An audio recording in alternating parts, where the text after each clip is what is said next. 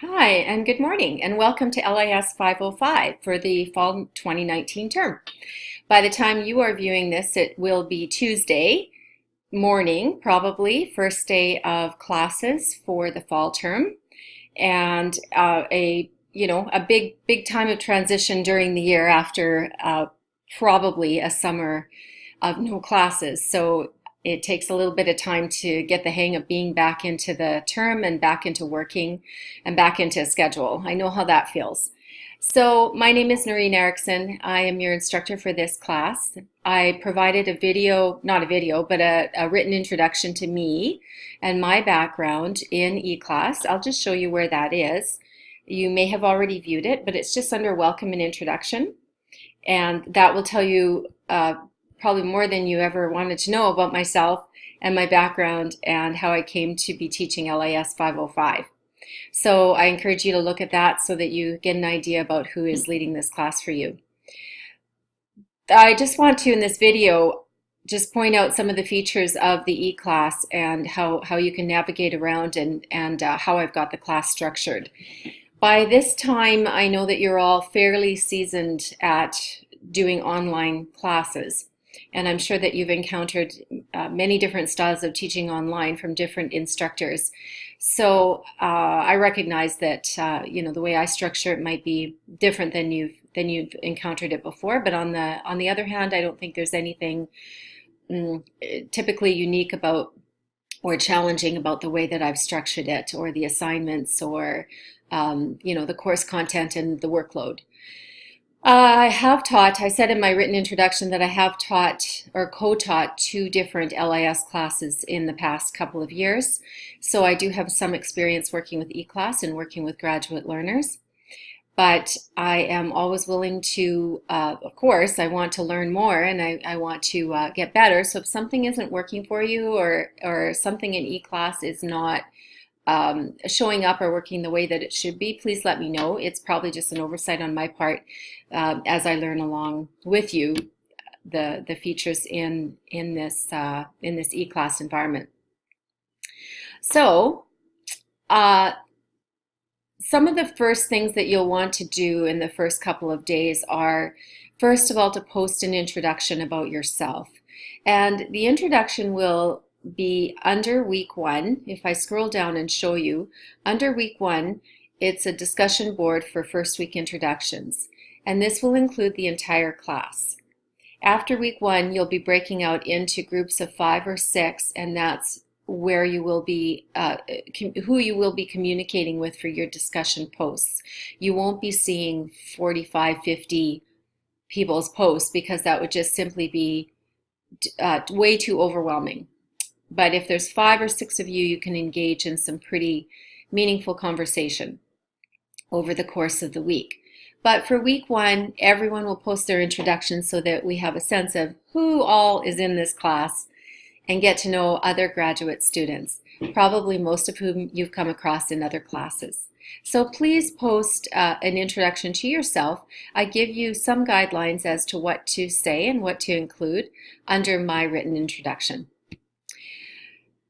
Now, that is one of the first things that I want you to do. The other thing is just to go through all of the links that I've supplied in eClass so far and see what's there. Most importantly, you'll want to have a look at the course syllabus and the course schedule.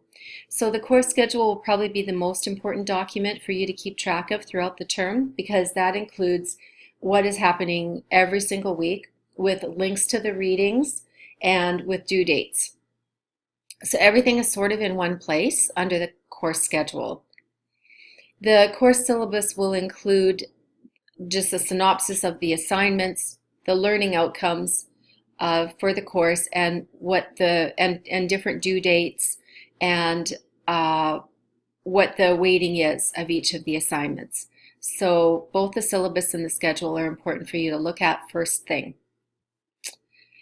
I will be talking to you more about the assignments in a second video introduction, and that will outline my expectations for discussion postings, which encompass 55% of your final grade. So it's quite a significant number that's involved in your posts it's sort of like writing a mini paper every week with about 4 of them graded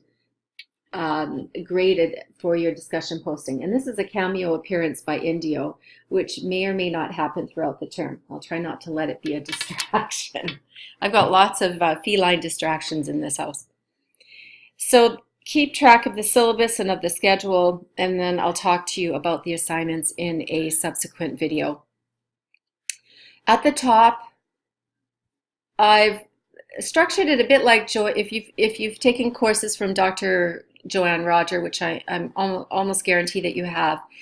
She allows a little bit of opportunity for general questions that you might have that would be of interest to other people in the class. So if they are something that isn't specific to your specific need or question or mark, you can post it under general questions about the course or general questions about assignments. And then everybody can benefit if you believe that other people in the class might want to ask the same question. Coffee Talk is a space to talk about anything outside of the course, so leisure interests, perhaps other courses in the program, advice about your career, interesting news stories about libraries or other things, doesn't matter. But that's what that Coffee Talk space is for. Now I've got cat hair on. Announcements is where I will post, announcements that I have as the days go on, and it should appear in your email, any announcement that I post. So it will appear here. Okay, there it's gone. It will appear here, and it should show up in your email.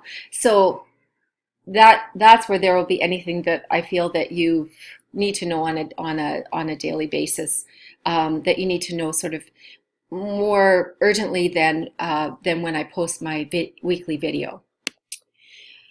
Now I have your readings in a couple of different places, and as you know, there is no textbook for this class, but there are a number of readings every week that you need to complete in order to do the discussion posts and in order to sort of absorb the course content. So I've got them posted in a couple of different places. I've got them posted under readings in eClass. And come to think of it, I'm not sure why I've got them posted in so many places, because I don't want to confuse you, but they are the same readings. So readings in eClass, where you have folder, it's a folder, it links you to a Google Doc folder with PDFs of the readings. So any reading that is an electronic article will be posted. I'll give you a copy of it. Almost all the time, I don't even know if there's any exceptions. I will give you the PDF in eClass, so you don't have to go out into the library databases and search for the article. There might be 1 or 2 exceptions to that, but everything will be readily available for you. I'm not posting anything that is not going to be available to you as a U of A student. And then the second link is important too, because it's the complete reading list. So that will include anything where there isn't a PDF for it, such as a website article that I want you to look at, or some kind of a video. So that is the complete list of readings, and this has just the PDFs for the readings. So those 2 places are really important for you to know about.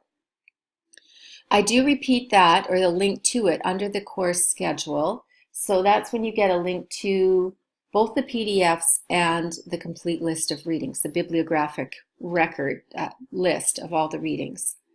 And then it's posted further down here as well. Frankly, by the time you view this, I might have changed that and just taken that out, because then you're not quite sure where to go. It's a little confusing. I recognize that. So I will likely change that so that it just appears in one place. But there will always be links under the course schedule. So I'm just going to pop into the course schedule for a minute so that you have a look at how it's structured. I co-taught with Joanne Roger a couple of different classes, so I learned quite a bit from her about structuring the class and how to provide clear information, which I hope I've replicated, and hopefully you will find this course to be relatively easy to follow as far as what you need to do each week. So this is sort of the Bible for your course. I would even print it off, but that's what I did, but maybe I'm old-fashioned, but I printed it off so that I always have it handy. I can look at it, and then I know at a glance what's happening week to week. But I just tell you exactly, week one, this is what's going on. This is what's going on with the discussion. So here's your list of things to do and what's happening for week one. And then your links to the readings are here. And then any other due dates are going to be listed here. So you're going to want to start looking at the week ahead by the weekend before, if that makes sense. Because, for example, when week two hits and we have an initial post, we have a discussion starting on the Monday, you will have already had to have written that on Monday morning. So Monday morning, you don't flip open your laptop and start doing the readings because it's going to be due by 10 a.m. So you will want to start ahead of that week. So week one, yeah, you read this, you look at these things and you post your video introduction, but you need to start looking ahead to week two readings. So week one and week two are grouped together because there's no separate readings for week one. It's all building onto our topic of week two, which is when the real course content begins. So start reading ahead of time, and you will have to craft your initial post or your discussion posting to have it ready for Monday morning. The discussions run from Monday to Wednesday. As you can see, it says that here in red. I'll talk more about that under the assignments video, but so by Wednesday afternoon, you're done with discussion, and then you can start working on the next week. So you're always working about 5 days ahead of when the date starts. So that is that link, and we'll go into more detail later. Just as an aside, I'm keeping my videos to about 15 minutes, just so you know. I don't do long video lectures. I will rely on readings, but I will give you a video every week as an introduction to the readings and any pieces of the readings or the topic that I want to pull out. Some weeks may look more like a lecture than other weeks. So if I have a fair bit of content to cover, which I believe I do for week two, I might post 2 15-minute videos and then break it at a point where you can watch video one and then go away, do something else, and come back and watch video two.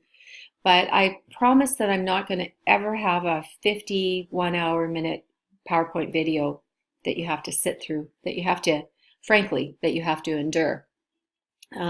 This is asynchronous learning, and this is learning that it's a lot of the onus is on the learner when it comes to online learning. Don't you find? It's quite different.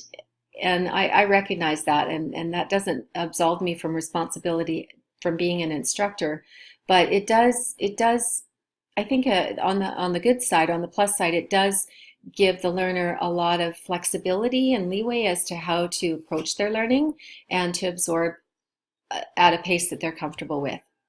So for me, it's a balance between giving you enough content to understand the subject and to learn from week to week, but also not to overwhelm you with just information, because this is a grad level course, and the whole idea is synthesis with your previous learning and your previous knowledge, and being able to sort of put this into context and into some sort of practical, some sort of a practical approach to how you're looking at this information, if that makes sense.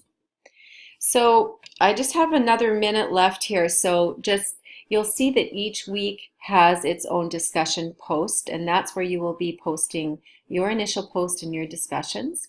As time goes on, there will be more information posted under each of these weeks. There will for sure be a video from me that introduces the week and provides any additional information. So you'll see content fill in as the weeks go on. But other than that, the course is sort of set up how it's set up now, and everything should be there and available for you to start working. So if I can just summarize for you what to do this first week. First of all, you're going to want to read the written introduction from me.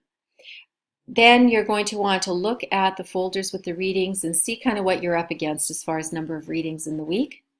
Then you'll want to post your written introduction under week one. And then you're going to want to start ahead with readings for week two and start to create your discussion post. So thanks very much, and we'll see you in the next video.